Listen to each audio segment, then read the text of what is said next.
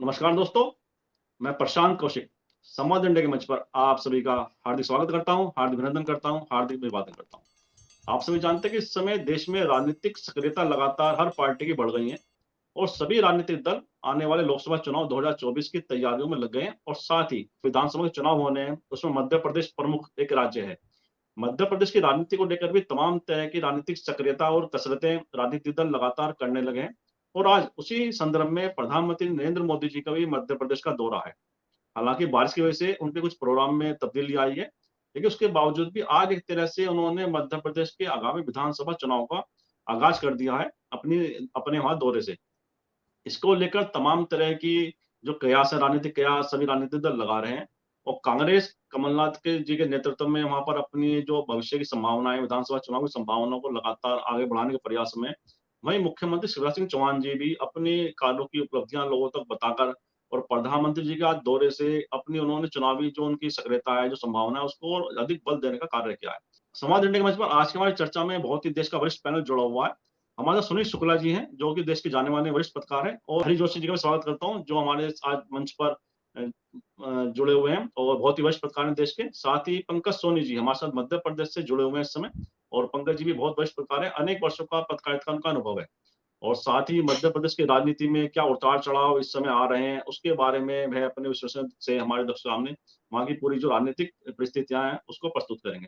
तो चर्चा की शुरुआत सबसे पहले पंकज जी से करता हूँ। पंकज जी, आज मध्य प्रदेश में प्रधानमंत्री जी का दौरा है और साथ ही जो राजनीतिक जो सरगर्मियाँ हैं, लगातार मध्य प्रदेश में हम बढ़ते हुए देख रहे हैं। आने वाले विधानसभा चुनाव को लेकर कांग्रेस जहाँ दावा कर रही है, 150 सीट जीतने का दावा कर रही है कांग्रेस, अपने आत्मविश्वास को प्रदर्शित कर रही है।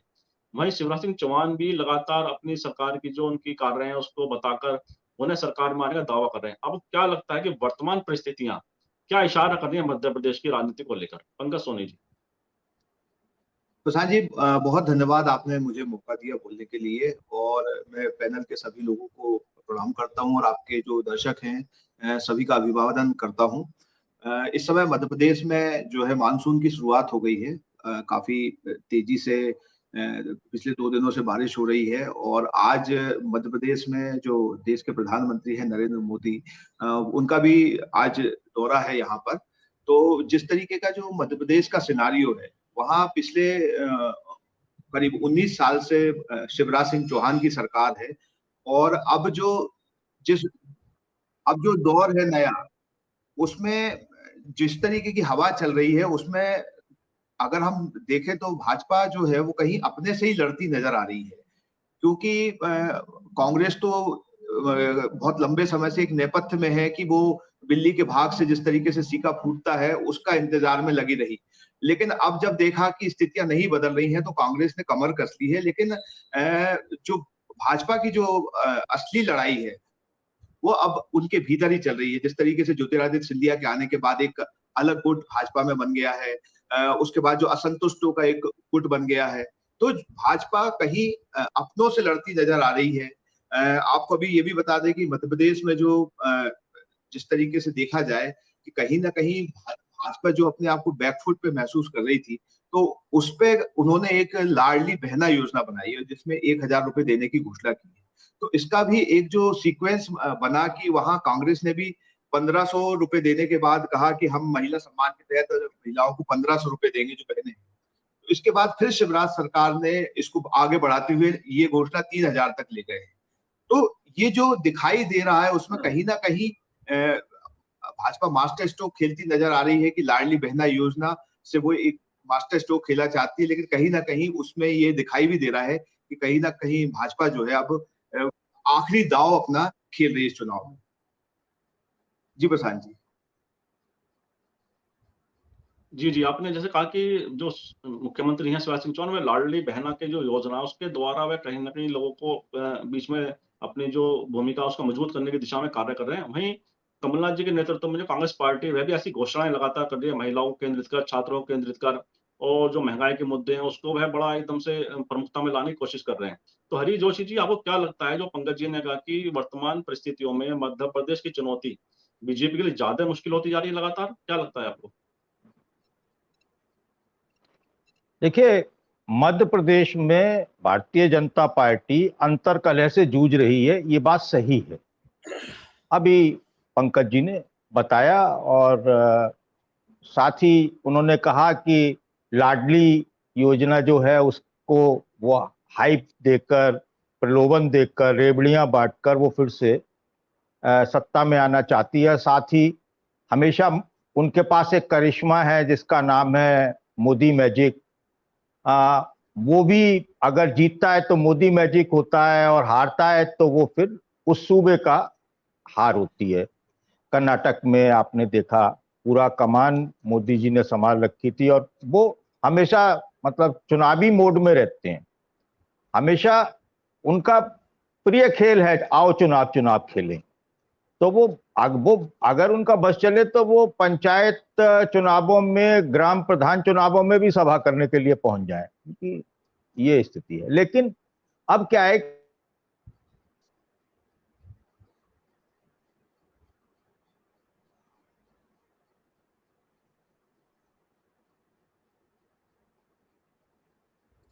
भाई साहब का शायद कनेक्शन में परेशानी आ गई है। सुन पा रहे हैं क्या हरी जी?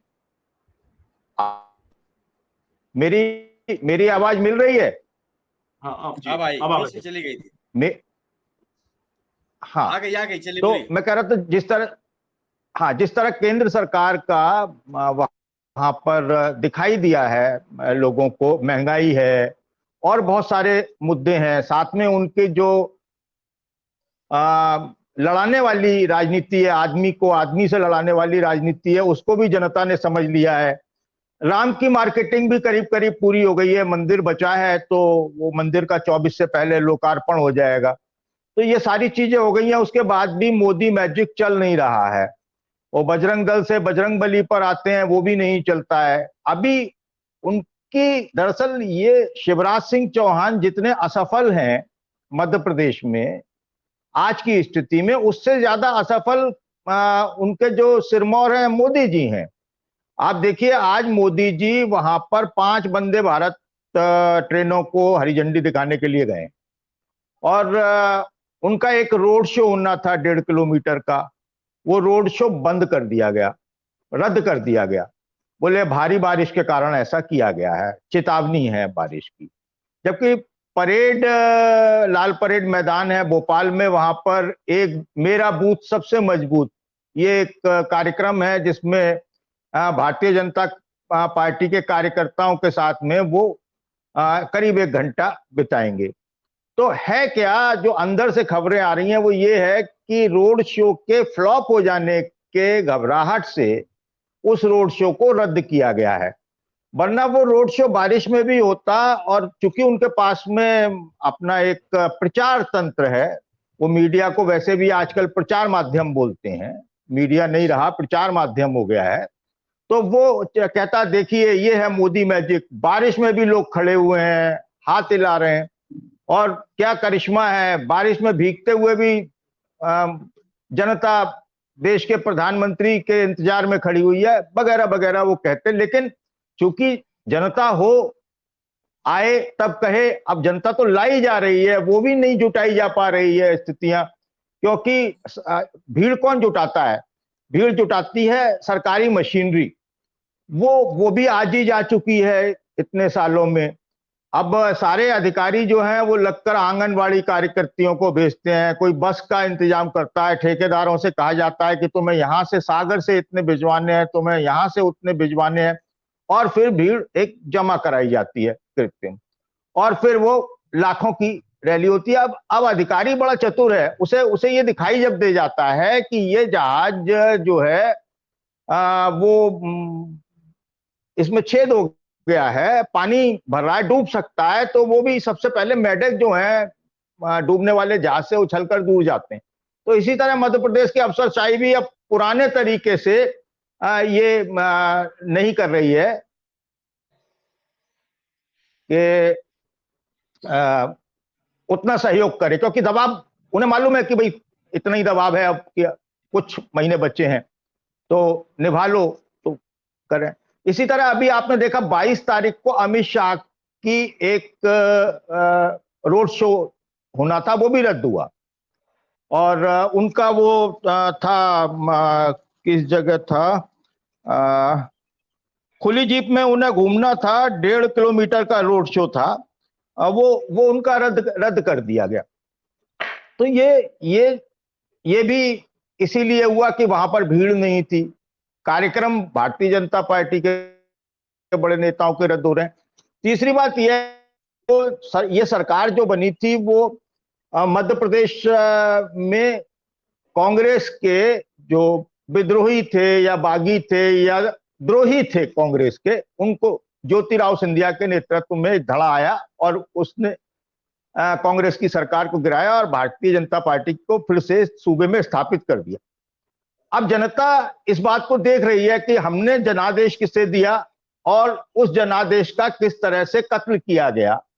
तो जनता का इस पर भी बहुत प्रभाव पड़ता है। हमेशा देखा गया है कि ऐसी स्थितियों में उस सूबे की जनता उसे अगले चुनावों में सबक सिखाती है। दूसरी बात यह है कि ग्वालियर संभाग में, चंबल संभाग में ज्योतिराव सिंधिया के खिलाफ में भगदड़ मची हुई है। उनके जो साथ गए थे, उनके जो बड़े वफादार माने जाते थे, वो सारे कांग्रेस में पलटी मारने में लगे हुए हैं और बड़े बड़े वहां के स्थानीय दिग्गज नेता भारतीय जनता पार्टी छोड़ रहे हैं। और भारतीय जनता पार्टी में स्थिति ये है कि उनका एक पूर्व विधायक एक कार्यक्रम में ये कहता है कि साहब ये तो अगर सिंधिया को उसने जिन अपशब्दों का प्रयोग किया उस रैली में खुले मन से, अपमानजनक है वो।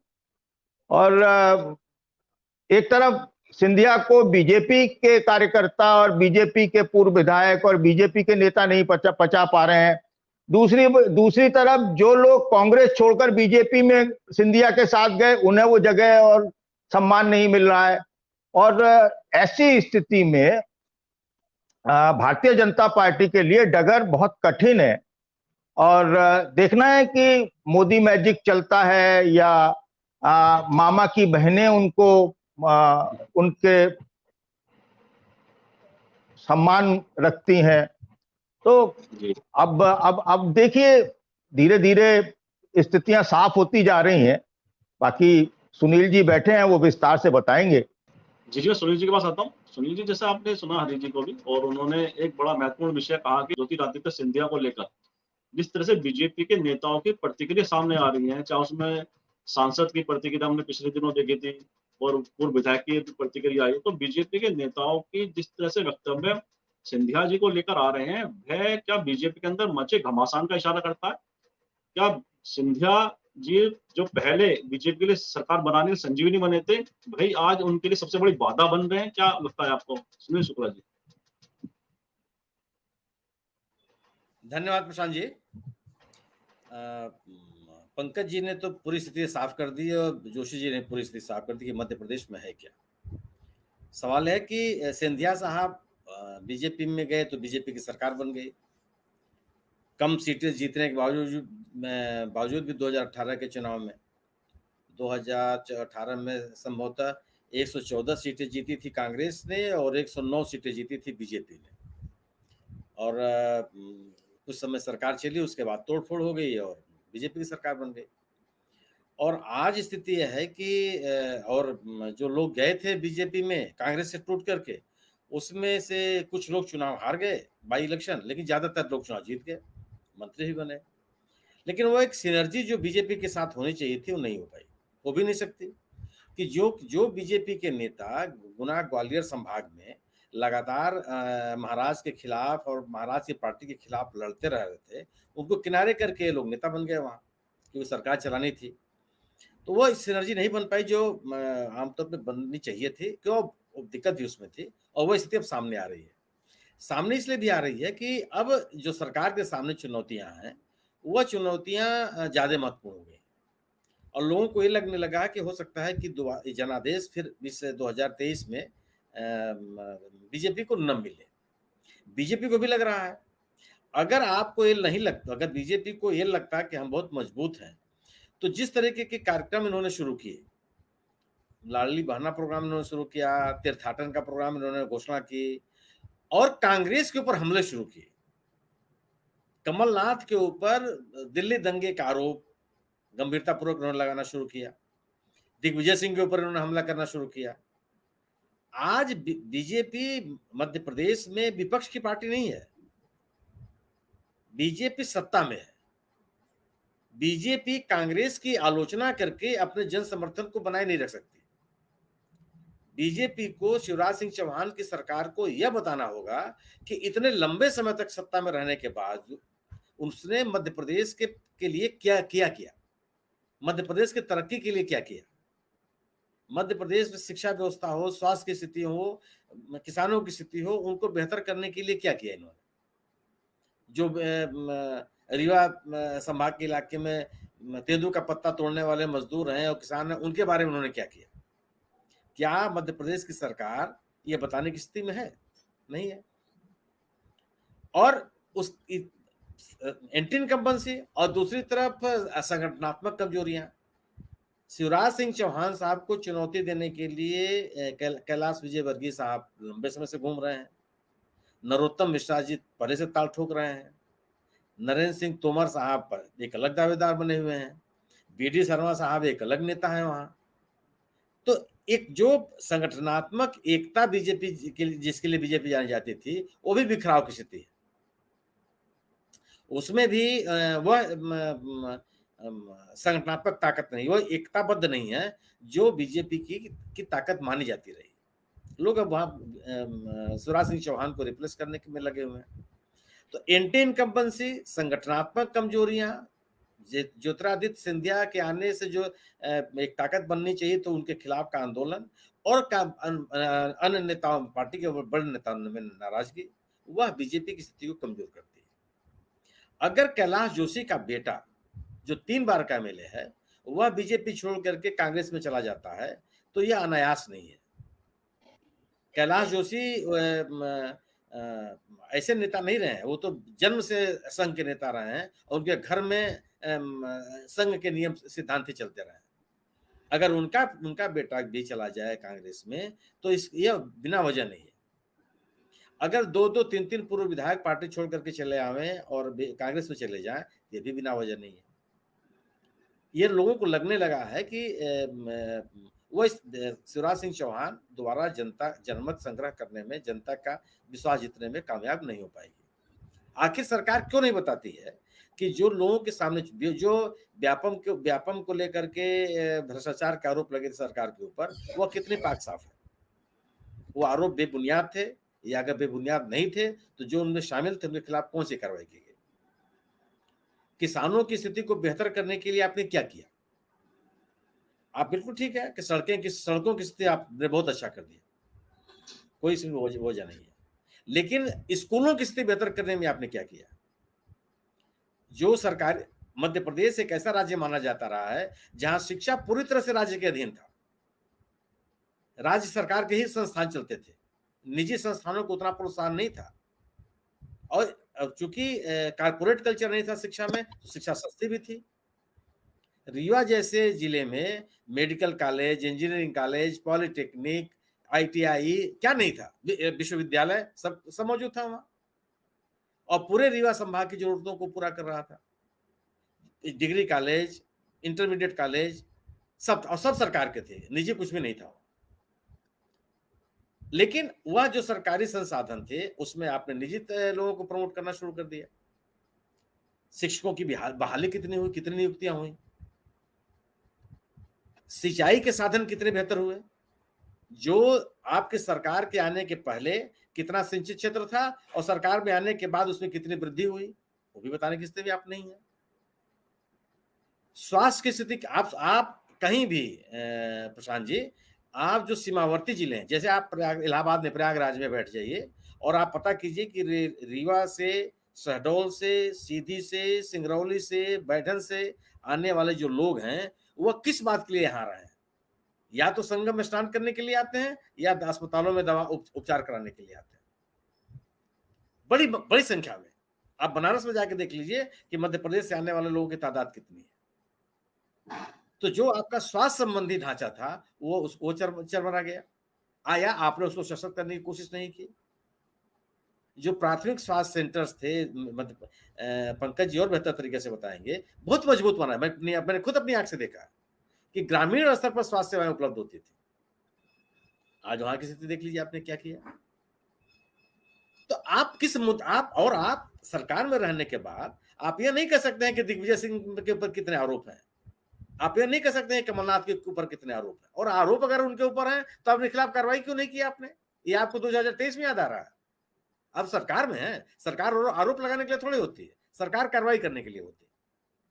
तो जो सरकार अपनी उपलब्धियां न बता सके, जो सरकार और जो राजनीतिक पार्टी अपने संगठन को बांधे न रख सके, जो सरकार अपने कार्यकर्ताओं को संतुष्ट न रख सके, वह सरकार विपक्ष की आलोचना करके अपने जन समर्थन को बनाए नहीं रख सकती, संभव नहीं है वो।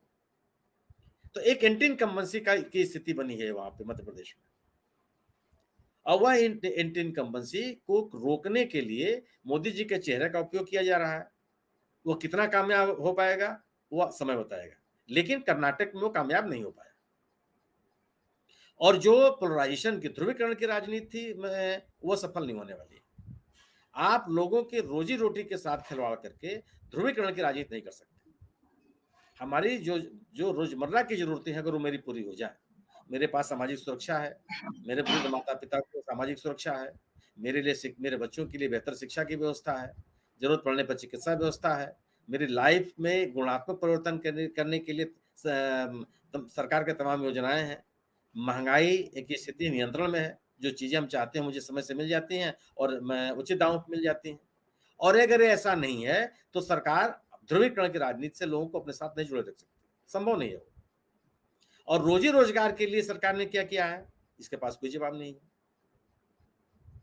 लोगों को किसानों की आय को के लिए आपने कहा था कि आप उनकी आय को दोगुनी कर देंगे।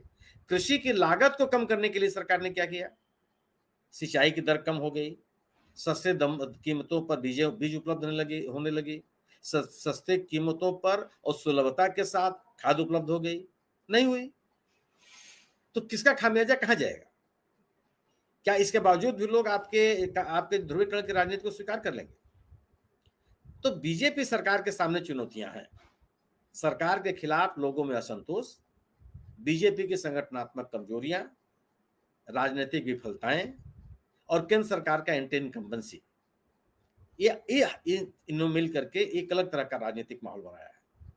दूसरी तरफ राहुल गांधी ने अपने भारत जोड़ो यात्रा के दौरान जो जनसभाएं की, उन जनसभाओं में बड़े पैमाने पर लोग आए उनको सुनने के लिए। उसने और राहुल गांधी ने बीजेपी की सरकार के ऊपर तीखे हमले किए। बीजेपी के खिलाफ कांग्रेस के साथ एक अच्छी बात यह है कि संगठनात्मक रूप से कांग्रेस वहां मजबूत है। जिसे उत्तर प्रदेश राज्य में जो संगठनात्मक कमजोरियां हैं, या दिल्ली जैसे राज्य में संगठनात्मक कमजोरियां हैं, वह कांग्रेस की मध्य प्रदेश में नहीं है। दूसरी चीज कि कांग्रेस के पास स्थानीय नेतृत्व भी है, लोगों के बताने के लिए कि हमारे पास एक लीडरशिप है और वह लीडरशिप इसी तरह से काम कर रही है। और जिस बात के लिए कांग्रेस जानी जाती थी, अंतरकलह, उस अंतरकलह को काफी हद तक नियंत्रित किया है। अब आपको एक दूसरे के खिलाफ आरोप प्रत्यारोप सुनाई नहीं पड़ते। तीसरी चीज कि कांग्रेस ने लोगों के सामने अपने आप को एक वैकल्पिक व्यवस्था देने के लिए प्रस्तुत किया। जबलपुर से जो इन्होंने अपनी कार्रवाई, चुनाव प्रचार का अभियान शुरुआत किया प्रियंका गांधी ने, और जो वहां उन्होंने बातें कही, जो जनता से जुड़े हुए मुद्दों पर उन्होंने बात की, जिसको उन्होंने राजस्थान में सफलतापूर्वक लागू किया, जैसे गरीब परिवार के लोगों को 500 रुपए में गैस सिलेंडर देना, जैसे जो बड़ा मुद्दा है मध्य प्रदेश में पुरानी पेंशन योजना को बहाल करना, सामाजिक सुरक्षा के लिए 1,500 रुपए महिलाओं को देना, और किसानों को सस्ते दरों पर बिजली, बीज और खाद उपलब्ध कराना। ये ऐसे मुद्दे हैं जिनको लेकर के कांग्रेस लोगों के बीच में जा रही है। और मुझे लगता है कि बीजेपी सरकार की विफलताओं के क्रम में यह जो आश्वासन है वो लोगों को काफी हद तक आकर्षित करेंगे। तो एक राजनीतिक माहौल जो कांग्रेस ने बनाया है, और सीधी लड़ाई कांग्रेस और बीजेपी की, वहां अन्य कोई तीसरा दल नहीं है। जो दल छोटे लोग हैं उनको भी कुछ हो सकता है। समाजवादी पार्टी के भी लोग चुनाव जीत जाते हैं, गोंडवाना गणतंत्र पार्टी भी है छिंदवाड़ा जैसे इलाके में, उनका भी असर, लेकिन इनका वो असर नहीं है। निर्णायक लड़ाई इन्हीं दोनों लोगों में है। और मुझे लगता है कि मध्य प्रदेश में एक सीधा संघर्ष है। या तो मतदाता बीजेपी के साथ है या मतदाता बीजेपी के खिलाफ है। और अगर बीजेपी के खिलाफ मतदाता है वो भी कंसोलिडेट होगा उन राजनीतिक दलों के साथ जो बीजेपी के साथ लड़ते हुए दिखेंगे। और ये स्थिति आज जब हम लोग बात कर रहे हैं, मुझे लगता है कि कांग्रेस ने वह माहौल बनाया है कि वह मजबूती से बीजेपी के साथ लड़ रही है। बीजेपी ने जो सरकार जनादेश के खिलाफ मध्य प्रदेश से बनाया, उससे भी लोगों में मैं नहीं कहता कि पूरे राज्य में, लेकिन एक बड़े वर्ग में इस बात को लेकर के भी नाराजगी है कि जनादेश न होने के बावजूद भी आपने सरकार बनाई और जोड़ तोड़ करके सरकार बनाई। तो लोकतांत्रिक मूल्यों में आस्था रखने वाले लोग, कानून व्यवस्था में, संविधान में आस्था रखने वाले लोगों को भी बीजेपी ने प्रभावित किया है। मेरा अपना मानना यह है कि बीजेपी सरकार को अपनी सत्ता बनाए रखने के लिए 2023 के चुनाव में बड़ी चुनौतियां हैं। वो कितना उसमें कामयाब हो पाएगी ये आने वाला समय बताएगा। जी बिल्कुल, आपने बहुत सारे मुद्दों को रेखांकित किया, जैसे जनता से जुड़े मुद्दों की आपने बात की, कृषि की बात की और दूसरे जो विषय है महंगाई की बात की, और साथ ही आपने एक इशारा और किया कि जिस तरह से बीजेपी में जब सिंधिया जी गए थे, उनके साथ जो लोग गए थे वह वापस कांग्रेस की तरफ आ रहे हैं। यह क्या इशारा करता है? पंकज जी, आप थोड़ा सा इस पर प्रकाश डालिए कि जो सिंधिया जी के साथ जो लोग गए थे, आज उनकी जो वापसी कांग्रेस में हो रही है, वह क्या राजनीतिक संकेतों की तरफ इशारा करते हैं? साथ ही एक, क्योंकि आप मध्य प्रदेश की सीधी रिपोर्टिंग वहां से आप देखते हैं, करते हैं और लोगों से मिलते जुलते हैं, तो जो कार्यकर्ता है बीजेपी को और कांग्रेस का, उनकी जो कार्यशैली है उसमें क्या देखते हैं? क्या आत्मविश्वास संचार देखते हैं कांग्रेस के अंदर या बीजेपी कार्यकर्ता के अंदर आत्मविश्वास ज्यादा देखते हैं? आपको क्या लगता है कि कौन से कार्यकर्ताओं के अंदर जो राजनीतिक जो भूमिका मध्य प्रदेश में बन रही है, वह कार्यकर्ताओं के चेहरे से या उनकी कार्यशैली से क्या प्रदर्शित हो रही है? क्या लगता है आपको पंकज जी? प्रशांत जी, मैं आपको इसमें बताना चाहूंगा कि ये जो एपिसोड हुआ था कि जब 22 जो विधायक थे जो भाजपा में शामिल हुए थे ज्योतिरादित्य सिंधिया के साथ, उस समय तो तत्कालीन जब दौर था तो बाद में उपचुनाव हुए और वो सब जीत के भी आए, लेकिन उस दौरान की जो रिपोर्टिंग थी उसमें खास बात ये थी कि चुनाव के ठीक 6 दिन पहले तक ये स्थिति थी कि भाजपा के जो कार्यकर्ता थे वो बात करते थे तो ये कहते थे कि हम बहुत बुरी तरीके से हार रहे हैं, लेकिन अगले 6 दिनों में जो एक ड्रास्टिक चेंज किया भाजपा ने, और वो आप समझ सकते हैं कि किन तरीकों से हुआ होगा। वो सीधी बात है कि लोकतांत्रिक तरीकों से तो नहीं हुआ होगा, जो राजनीति के जो दांव पेच है उनको इस्तेमाल करके ही किया गया, और मैं क्षेत्रीय स्तरों पे तो वोट खरीदने और प्रभावित करने जिस तरीके से भी हो उसमें किया गया। और उपचुनाव में आप जानते हैं कि सरकार का बड़ा दखल रहता है, राज्य सरकार का बड़ा दखल रहता है, स्थानीय प्रशासन का बड़ा दखल रहता है, तो वो नैया तो उन्होंने पार लगा ली।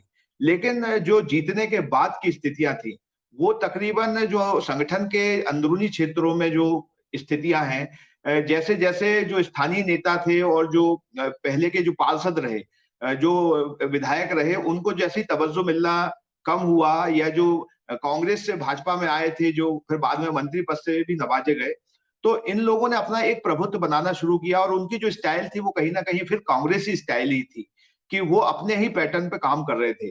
तो उसका जो प्रभाव है वो कार्यकर्ताओं पे पड़ना, पार्टी पे पड़ना और उन असंतुष्टों का एक बड़ा समूह बन जाना, तो ये सब कुछ दिखाई दिया और अब वो कहीं ना कहीं सतह पर भी आ गया है। तो अब जो भाजपा के लोग हैं, क्योंकि जिस तरीके से अब आने वाले 4 महीने में चुनाव है और जो टिकट को लेके जो मारामारी चल रही है, तो उसमें वो बिल्कुल साफ दे रहा है कि कहीं ना कहीं उन कार्यकर्ता या जो टिकट की वेटिंग में है वो ये कहते नजर आते हैं कि जो इस समय मंत्री पद पे भी हैं और कांग्रेस से आए हैं, तो पिलर तो उन्हीं ने संभाल रखा है, भाजपा को टिका के तो वही रखे सरकार को, तो टिकट भी उनके ही खाते में जाएगा, वो भी अपने गठजोड़ में लगे हैं और ये लोग भी अपने। तो कहीं ना कहीं एक बड़ा असंतोष भाजपा के भीतर पनप रहा है और अब वो दिखाई भी देने लगा है प्रशांत जी। तो जो स्थितियां आपको अगले 2-3 माह में दिखाई देंगी, और जैसे जैसे टिकट वितरण का मामला सामने आता जाएगा तो आपको सिर फुटबल की स्थिति भी भाजपा में दिखाई देगी, क्योंकि भाजपा जितना कोशिश मीडिया मैनेजमेंट के माध्यम से ये जो लाडली बहना योजना है या जो फ्लाइट से यात्रियों को लेके जा रहे हैं, तो ये जो कुछ पर्दे के सामने आपको दिखाया जा रहा है वो चुनाव के ठीक पहले की स्थिति जो दबा के रखी जा रही है, ये बड़ा मतलब विस्फोटक रूप से सामने आएगा कि आपको भाजपा की अंतर्कलह भी दिखाई देगी। टिकटों के समय आपको जो एक राजनीतिक सिर फुटबल होता है वो भी दिखाई देगा। तो ये आने वाले जो समय जैसे जैसे चुनाव करीब आता जाएगा, नवंबर अक्टूबर नवंबर का समय आएगा, तो ये आपको बहुत सतह पे दिखाई देगी। भाजपा की गुटबाजी भी आपको उभर के दिखाई देगी। जी, जैसे गुटबाजी को आपने कहा कि काफी बड़ा अंतर डाल देंगी बीजेपी की रणनीतियों पर, और जिसमें कहा था बॉडी लैंग्वेज जो इशारा करते हैं कार्यकर्ताओं की, वह काफी हद तक बताते हैं कि पार्टी के अंदर विश्वास की कितनी कमी है या विश्वास में कितना इजाफा है। तो हरीश जी, मैं भी इसी प्रश्न को आपके पास ही आता हूँ। देखिए कि जो कार्यकर्ताओं की बॉडी लैंग्वेज की मैंने तुम से बात की, आपको क्या लगता है कि बीजेपी के अंदर जो जिस तरह से एक आपस में विवाद की स्थिति देखी जा रही है, चाहे नरोत्तम मिश्रा हो, शिवराज सिंह चौहान जी हो, नरेंद्र तोमर हैं, और सिंधिया जी का अपना एक अलग गुट वहां तैयार हो गया है, तो जो आपस में जो टकराव है नेताओं का, वह बीजेपी की संभावना को कमजोर कर रहा है, और उसी वजह से उनके जो कार्यकर्ताओं में जो विश्वास है वह भी कमी देखी जा रही है। और साथ ही कांग्रेस पार्टी के अंदर जो विश्वास है, जो राहुल गांधी ने अपने वक्तव्य में कहा था कि हम 150 प्लस सीट बना रहे हैं मध्य प्रदेश के अंदर, क्या यह क्या इशारे करते हैं, क्या इसका मतलब है, क्या मायने है इसके? देखिए, हर राजनीतिक दल, हर राजनीतिक व्यक्ति चुनावी दिनों में बढ़ चढ़कर परिणामों के लिए अपने दावे पेश करता है कि हम इतना जीत रहे हैं, हम उतना जीत रहे हैं। भाजपा कहेगी हमारे घर कोई कलेश नहीं है, ये तो घर में 4 बर्तन होते हैं तो खटकते हैं, ये हमारा लोकतंत्र है हमारी पार्टी के भीतर, वो ये भी कह सकती है। लेकिन एक चीज बड़ी साफ है कि राहुल गांधी की भारत जोड़ो यात्रा के बाद देश की राजनीति में कुछ विशेष बदलाव हुए हैं, और कांग्रेस के कार्यकर्ताओं में एक नया जोश आया है। इस बात को कोई उनका विरोधी भी इनकार नहीं कर सकता। और जिस तरीके से कांग्रेस ने एकजुट होकर कर्नाटक का चुनाव जीता है, और उसके बाद जिस तरह से अभी तेलंगाना में कल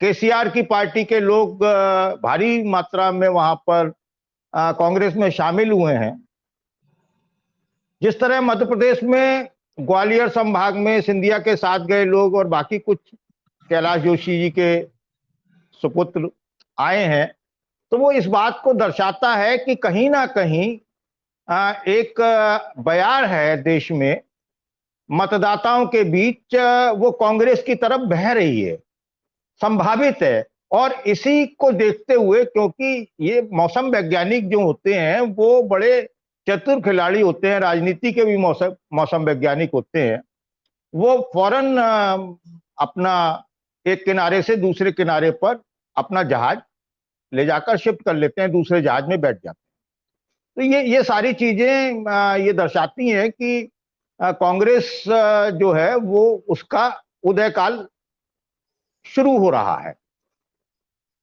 अब बात करें अगर हम इस कर्नाटक की, राजस्थान की, छत्तीसगढ़ की, हिमाचल की, अभी तक क्या था कि ये था भाजपा के पास, भाजपा का प्रचार तंत्र कहता था कि 70 सालों में देश के लिए कांग्रेस ने क्या किया, जनता के लिए क्या किया। अब 9 साल इनको भी हो चुके हैं, 24 का चुनाव सामने है। अब कांग्रेस के पास भी राज्य में सरकारें हैं, तो कांग्रेस दिखा रही है कि देखिए कर्नाटक में हमने महिलाओं के लिए बस यात्रा फ्री कर दी, राजस्थान में गरीब परिवारों के लिए सिलेंडर मुफ्त है, पुरानी पेंशन योजना की बहाली हम कर रहे हैं, हमने की है, अपने राज्यों में प्रक्रिया शुरू कर दी है। तो ये सारे मुद्दे जो हैं वो भाजपा के लॉलीपॉप के सामने थोड़े भारी पड़ते हुए दिखाई दे रहे हैं वर्तमान में।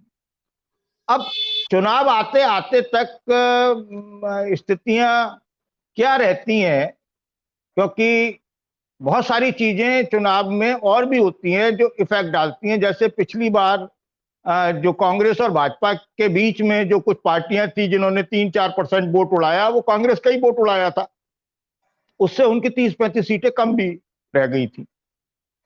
तो अभी क्या है कि एक डार्क हॉर्स है केजरीवाल जिसका नाम है, वो अकेला व्यक्ति ऐसा है जो, मैं अभी सुन रहा था एक बरखा दत्त ने आशुतोष का इंटरव्यू किया, और आशुतोष जी आप पार्टी में रहे हैं, और आप पार्टी में जब गए थे तो अच्छी खासी सैलरी पर वो IBN में संपादक थे, बड़े पत्रकार रहे। तो जब उनसे पूछा गया तो उन्होंने एक उसी साक्षात्कार में एक लाइन मुझे याद है, उन्होंने कहा कि केजरीवाल एक अकेला ऐसा शख्स है जो चांद में भी छेद कर सकता है।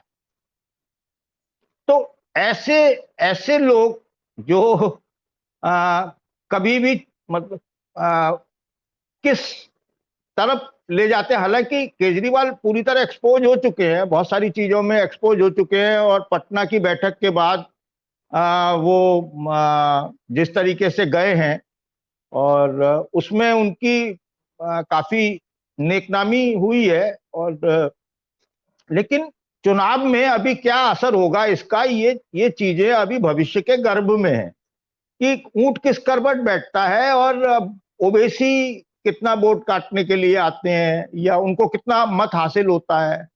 दूसरी पार्टियां हैं, बहुजन समाजवादी पार्टी भी वहां कुछ चंबल संभाग में थोड़ा से वोट का करती है, तो वो कितना कहां पर असर डालती है। तो ये बहुत सारी चीजें हैं, और ये लोग कहीं ना कहीं से एक बड़ी छतरी के नीचे विराजमान है जहां से ये अपना ऑपरेशन करते हैं। तो ये कितना असर डालेंगे, कितना असर नहीं डालेंगे, अभी भविष्य के गर्भ में है। लेकिन कर्नाटक में जिस तरह से चुनाव लड़ा है कांग्रेस ने, अगर उसी तरीके से तेलंगाना में और मध्य प्रदेश में कांग्रेस चुनाव लड़ती है एकजुट होकर, और जनता के सामने एक स्पष्ट संदेश जाता है और अन्य राज्यों की उपलब्धियां जाती हैं, तो कांग्रेस का पलड़ा बीजेपी के मुकाबले आज की तारीख में मुझे भारी महसूस होता है। मेरा ऐसा अपना आकलन है, बाकी मैं गलत भी हो सकता हूं। सुनील जी विद्वान व्यक्ति हैं, बहुत पैनी नजर रखते हैं राजनीति पर, वो इस पर कुछ प्रकाश डालें तो बेहतर होगा। सुनील जी, आपकी तरफ उन्होंने दिशा मोड़ दी है आने वाले आगे की समीक्षा के लिए, तो मेरा भी वही इसमें थोड़ा सा मैं ऐड करता हूँ चीजों को कि जिस तरह से परसेप्शन बनता है, और परसेप्शन की लड़ाई में ऐसा लगता है कि कांग्रेस ने कहीं ना कहीं बीजेपी से बढ़त बना ली है मध्य प्रदेश के अंदर। तो ये जो कांग्रेस की जो पिछले कुछ समय से रणनीति हम देख रहे हैं, जैसे भारत जोड़ो यात्रा का अनिल जी ने बात कही, उसके पश्चात जो बदलाव कांग्रेस की रणनीतियों में देख रहे हैं, तो क्या मध्य प्रदेश के अंदर भी उसका व्यापक प्रभाव आपकी नजर में है कि भारत जोड़ो यात्रा की सफलता ने मध्य प्रदेश में भी कांग्रेस के लिए मजबूत आधार प्रदान कर दिया है? क्या लगता है आपको? नहीं, भारत जोड़ो यात्रा के माध्यम से इसमें कोई दो राय नहीं है कि कांग्रेस ने भारतीय जनता पार्टी के खिलाफ, सरकार के खिलाफ एक माहौल बनाने में सफल रही है, क्योंकि भारत जोड़ो यात्रा के माध्यम से कांग्रेस ने उन्हीं मुद्दों को उठाया जिन मुद्दों को लेकर के आम आदमी परेशान है। उन्होंने महंगाई की बात की, उन्होंने बेरोजगारी की बात की, उन्होंने लोकतांत्रिक संस्थाओं के ऊपर जो हमले का आरोप लगाया, उन्होंने संघीय ढांचे के ऊपर खिलवाड़ करने का सरकार के ऊपर आरोप लगाया, और जनता से जुड़े हुए जो मुद्दे थे उन पर सरकार के ऊपर आरोप लगाया कि सरकार उसके ऊपर संवेदनशील नहीं है। इनको लेकर के एक जो एंटी इनकम्बेंसी यानी सरकार विरोधी जो माहौल था विभिन्न राज्यों में, उसको ताकत मिली। और इसमें अगर आप राष्ट्रीय पैमाने पर बात करेंगे तो कांग्रेस ही अकेली पार्टी दिखाई पड़ी जो लगातार इस सरकार से जूझ रही है, सड़क पर है, संसद में है, राजनीतिक कार्यक्रमों के माध्यम से है, वो बीजेपी से जूझ रही है और एक वैकल्पिक व्यवस्था देने के पक्ष में है। कांग्रेस ने अपने आप को उन मुद्दों से जुड़े रखा जो मुद्दे जनता ने खुद उठाए, जैसे पुरानी पेंशन योजना, यह लोगों ने उठाया, या किसी व्यक्ति ने नहीं उठाया, किसी पार्टी ने नहीं उठाया। हिमाचल में एक ये माहौल जब बना तो वहां के जो राज्य सरकार के कर्मचारी उन्होंने इस माहौल को गर्म रखा। लगभग हर जिले में उन्होंने सभाएं की, हर जिले में उन्होंने रैलियां निकाली कि नहीं ओल्ड पेंशन योजना में चाहिए।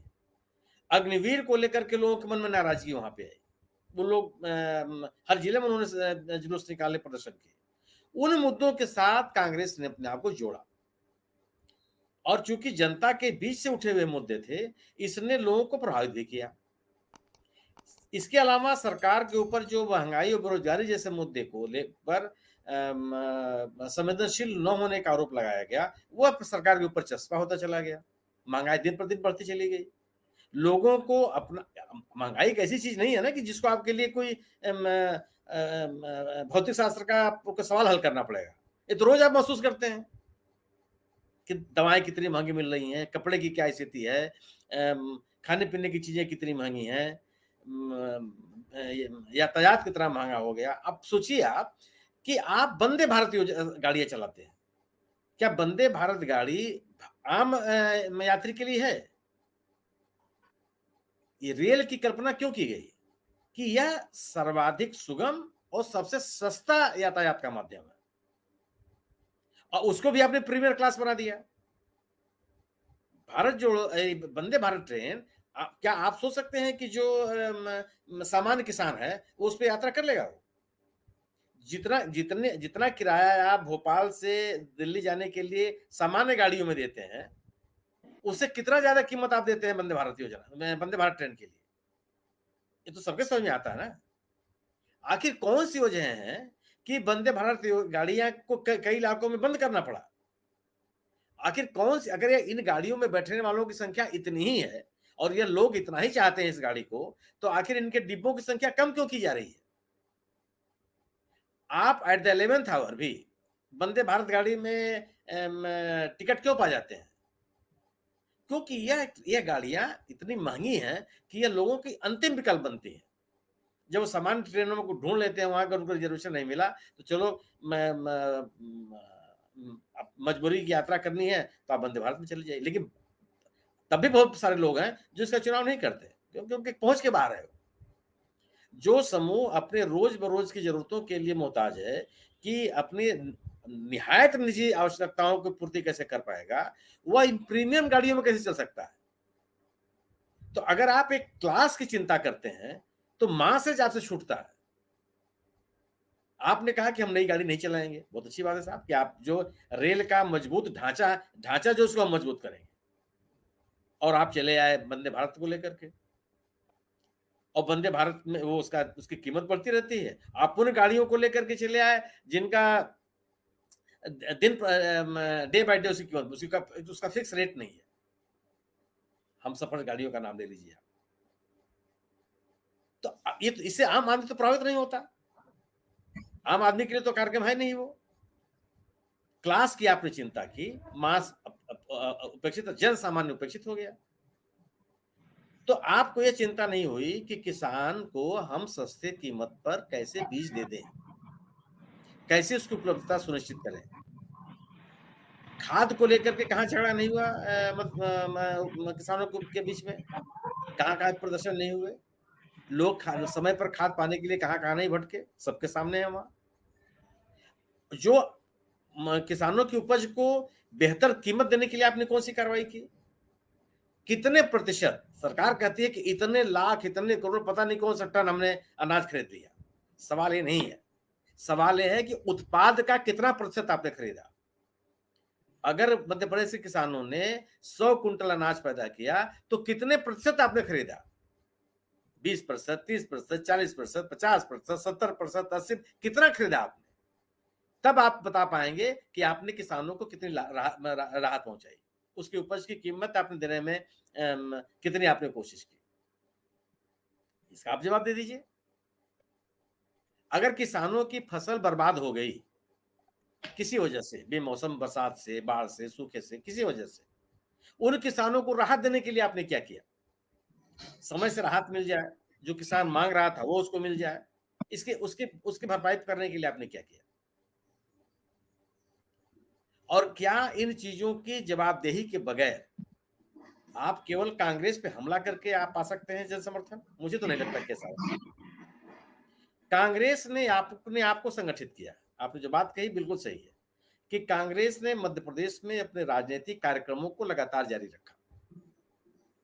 लोगों से संवाद कायम करने के लिए उसने पूरे प्रयास किए, चाहे दिग्विजय सिंह की नर्मदा परिक्रमा रही हो, चाहे उनके पुत्र जयवर्धन सिंह के राजनीतिक कार्यक्रम हो विभिन्न जिलों में, चाहे कमलनाथ जी के विभिन्न जिलों में उनके कार्यक्रम हो, चाहे प्रदेश अध्यक्ष के प्रदेश कांग्रेस कमेटी के अन्य पदाधिकारियों के कार्यक्रम, वो लगातार सक्रिय और लोगों के बीच में उपस्थित होकर लोगों से संवाद कायम करने का प्रयास कर रहे हैं। बिखरी हुई मतलब असंगठित पार्टी है, इस जनभावना को उन्होंने दूर किया है। और लोगों की समस्याओं से उन्होंने अपने आप को जोड़ने की कोशिश की। तो एक जो बेहतर संवाद है आम लोगों के साथ कांग्रेस का, और जनता के जो मुद्दे हैं उनको जो उन्होंने लोगों के बीच में उठाने की कोशिश की, उसने एक सरकार विरोधी माहौल के बीच में एक प्रभावी राजनीतिक माहौल बनाने का प्रयास किया है पूरे के पूरे राज्य में। ये हर संभाग में है, हर जिले में है, कोई ऐसा जिला नहीं है जो छूटा पड़ा। और इनके पास बताने के लिए, दिखाने के लिए बहुत सड़क दिखाना ही इनके पास काम। लेकिन आप बताइए ना कि आप अपने जीडीपी का कितना प्रतिशत शिक्षा में खर्च कर रहे हैं, और क्या कोई भी राज्य अपने युवाओं को बेहतर शिक्षा दिए बगैर अपने आधारभूत संरचनाओं को की उपयोगिता सुनिश्चित कर सकता है? आपने महाकाल का जो परिसर है बहुत अच्छा बना दिया, कोई इसमें तो राय नहीं है, मैं भी सहमत हूं, बहुत अच्छा आपने बना दिया है। लेकिन महाकाल का दर्शन करने के लिए जो किराया भाड़ा है वो कहां से आएगा? अगर हमारी जेब में पैसा नहीं है तो कहां से आए, किस बूते पर वो यात्रा कर पाएंगे आप? तो आखिर किन के लिए बना रहे हो? अगर हमारी हमारी क्रय शक्ति नहीं है, लोगों की राज्य की आर्थिक व्यवस्था बेहतर नहीं हुई है, गांवों में सामानों की डिमांड नहीं बढ़ी है, व्यावसायिक गतिविधियों में तेजी नहीं आई है, तो आप पूरे राज्य को बेहतर कैसे कर सकते हैं? और यह करने की जिम्मेदारी किसकी थी? और बिना सामानों की मांग को बढ़ाए क्या आप राज्य में की अर्थव्यवस्था को बेहतर कर सकते हैं? और वह मांग तब बढ़ेगी जब आपके पास क्रय शक्ति होगी, लोगों के पास पैसा होगा। उसको करने के लिए क्या किया आपने? ये तमाम सवाल हैं, और इन सवालों को कांग्रेस ने बखूबी जनता के बीच पहुंचाने की कोशिश की। दूसरी चीज कि उसने आपको संगठित भी किया। आज आप मतलब बिल्कुल कई धड़े रहे हैं वहां, मतलब, लेकिन आप इस समय स्थिति नजर नहीं आती। हर राज्य में कांग्रेस ने अपने आप को एक संगठित ताकत के रूप में प्रस्तुत किया, और संगठित ताकत के रूप में आप अपने आप को लोगों के सामने प्रस्तुत करके ही लोगों को अपनी तरफ आकर्षित कर सकते हैं। बिखरा हुआ समाज, बिखरा हुआ संगठन लोगों को आकर्षित नहीं करता। लोग लायबिलिटी नहीं ओढ़ना चाहते हैं। लोग चाहते हैं कि जो व्यक्ति, जिस व्यक्ति से हम जुड़े, वो हमारे लिए ताकत बने, अब उसके वजह से हमको एक वैकल्पिक व्यवस्था मिल सके। कांग्रेस ने अपने आप को इस तरह से प्रस्तुत करके लोगों को आश्वस्त करने में सफल दिख रही है। अगर वह कहती है कि हम 500 रुपए में सिलेंडर देंगे, तो उसको लोगों को लगता है कि वह गरीब लोगों के हित के साथ अपने आप को जोड़ने का प्रयास कर रही है। अगर वो कहती है कि हम पुरानी पेंशन योजना लागू करेंगे, तो ये लगता है कि समाज के अंदर से जो उठी हुई है मांग है, जो बड़ा वर्ग चाहता है, उससे साथ अपने आप को समायोजित करती है, अपने आप को जोड़ती है। एक संदेश जाता है कि लोगों के दुख दर्द के साथ ये पार्टी खड़ी हुई है। अगर वह ये कहती है कि हम 1,500 रुपए की आर्थिक सहायता देंगे, तो उनको लगता है कि जो समाज का कमजोर वर्ग है, उसके पास 2 रुपया पहुंचाने की कोशिश कर रही है, जिससे आर्थिक व्यवस्था भी बेहतर बनेगी। अगर वो ये कहती है कि हम 100 यूनिट बिजली मुफ्त में देंगे, तो वह ऊर्जा को बचाने की ही बात करती है, और जो विपन्न लोग हैं उनको आर्थिक सहायता पहुंचाने की बात करती है। अगर आप अपने आप को समाज के कमजोर वर्ग के लोगों की समस्याओं से नहीं जोड़ पाएंगे, तो आप व्यापक पैमाने पर आप जन समर्थन हासिल नहीं कर सकते, संभव नहीं। और अपने आप को एक मजबूत संगठन के रूप में प्रस्तुत करके कांग्रेस कामयाबी के साथ यह संदेश देने में सफल होती हुई दिख रही है, इसीलिए उसको अपने कार्यक्रम में लोगों का जन समर्थन मिल रहा है। यह सामान्य बात नहीं है जो हरि जोशी जी ने कहा कि अगर प्रधानमंत्री जी के रोड शो को स्थगित कर दिया जाए, गृह मंत्री जी के रोड शो को स्थगित कर दिया जाए, तो ये सामान्य बात नहीं है। राहुल गांधी ने भारी बरसात में बंगलोर में सभा की थी, अब कोई उस सभा को छोड़ के भाग के गया नहीं। लोग अपनी कुर्सियों पर जहां बैठे हुए थे उसी को उलट करके अपना सिर छुपा लिया और भाषण सुनते रहे, और राहुल गांधी ने उस भारी बरसात में भाषण दिया। तो अगर आपसे लोग जुड़े हुए नहीं हैं, अपने आप को आपके साथ जोड़ नहीं पा रहे हैं, तो ऐसा नहीं करेंगे। पानी आया कि नहीं, लोग भागने लगेंगे, कहीं ना कहीं छाया में घुसने का प्रयास करेंगे। लेकिन लोगों ने सुना। अगर वो लोग सुनने के लिए वहां मौजूद थे, तो कौन लोग थे? क्या किराए के लाए हुए लोग थे वो? क्या लोगों ने कोई लालच देकर कांग्रेस ने वहां इकट्ठा किया था? क्या कांग्रेस के पास इतने संसाधन है कितने बड़ी संख्या में लोगों को इकट्ठा कर ले? संभव तो नहीं है वो। अगर श्रीनगर में बर्फबारी के बीच लोग मौजूद रहे राहुल गांधी के भाषण सुनने के लिए, तो क्यों थे? यानी राहुल गांधी कोई ऐसी बात कर रहे थे जिससे लोग अपने आप को जोड़ पा रहे थे। उनको ये लग रहा था कि वो हमसे जुड़ी हुई कोई बात है जिसकी चर्चा राहुल गांधी कर रहे हैं। उन बातों को जो सत्तारूढ़ दल है उन पर ध्यान नहीं दे रहा है, तो उनको जन समर्थन मिला।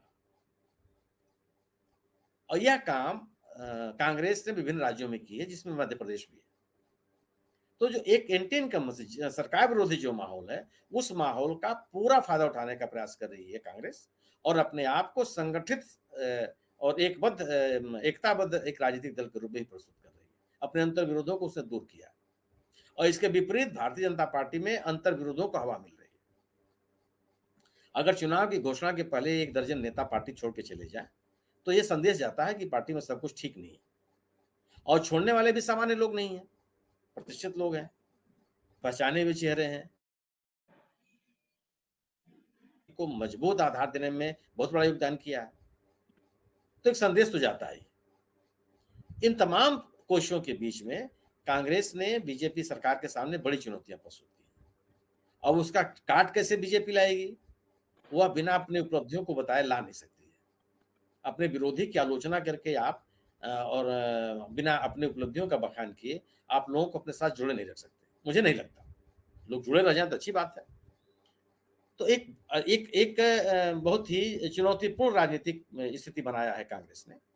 अब इस राजनीतिक स्थिति को वह कितना इलेक्टोरल पॉलिटिक्स में, चुनावी राजनीति, उसका फायदा उठा पाएगी, ये आने वाला समय बताएगा। जी प्रशांत जी। जी बिल्कुल ठीक कहा आपने कि मध्य प्रदेश लगातार चुनौती पेश कर रहा है बीजेपी के लिए भी और कांग्रेस के लिए भी, जो इस तरह की जो स्थिति वहां दिखाई दे रही है। साथ में उन्हें अपनी जो रणनीतियों उस पर काम करना पड़ेगा, और क्योंकि चुनावी में भी 3-4 महीने का समय है चुनाव में, और चुनाव में जब तक 3-4 महीने के समय में बहुत कुछ नया डेवलपमेंट भी हो सकता है, नई चीजें सामने आ सकती है। तो इसी परिप्रेक्ष्य में पूरी हमारी चर्चा क्या संवाद लेने के मंच पर, तो हमारा जो पैनल है, हमारा जो वरिष्ठ पत्रकार है, उन्होंने बहुत ही विस्तृत व्याख्या कर मध्य प्रदेश की राजनीति को हमारे दर्शकों ने पेश किया कि वर्तमान में वहां क्या स्थिति है और आने वाले समय में क्या संभावनाएं वहां पे बीजेपी और कांग्रेस के लिए हैं। और इस बहुत सुंदर व्याख्या करने के लिए मैं अपने सभी वरिष्ठ पत्रकार जो हमारे पैनलिस्ट का मैं आभार व्यक्त करता हूँ, धन्यवाद व्यक्त करता हूँ, सुनील शुक्ला जी का, हरीश जोशी जी का, पंकज सोनी जी का। इन्होंने अपने पूरे विश्लेषण से मध्य प्रदेश की वास्तविक राजनीतिक स्थिति है उसको हमारे दर्शकों ने प्रस्तुत किया है। आप सभी का पुनः बहुत बहुत आभार, बहुत बहुत धन्यवाद।